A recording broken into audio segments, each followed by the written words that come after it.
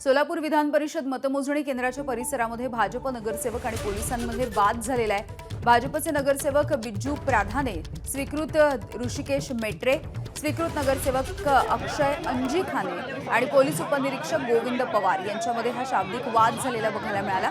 नियोजन भवन शेजारी असलेल्या जिल्हाधिकारी कार्यालयाच्या आवारामध्ये गर्दी झाली होती आणि या गर्दीला हटकत असताना नगरसेवक आणि पोलीस यांच्यामध्ये बाचाबाची झाली। मी नगरसेवक आहे, वर्दीत आहे म्हणून शांत बसलो असं पोलिसांना उद्देशून स्वीकृत नगरसेवक अक्षय अंजीखाने यांनी विधान केलेलं आहे। तर आवाज वाढवू नका, माझा आवाज देखील मोठा आहे। पोलीस उपनिरीक्षक गोविंद पवार यांनी देखील त्यांना प्रत्युत्तर दिलंय। हा शाब्दिक वाद काहीसा रंगलेला बघायला मिळाला।